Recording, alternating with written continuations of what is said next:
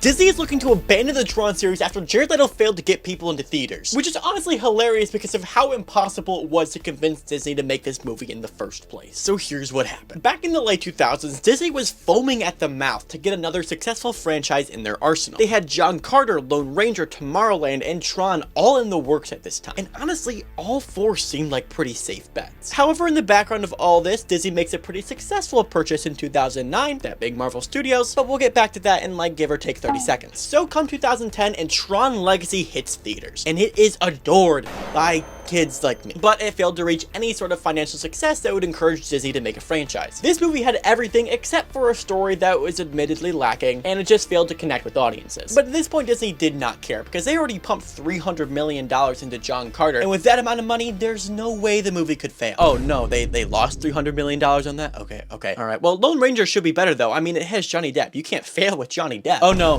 that movie lost another $250 million. Well, that's not good. Do you hear that?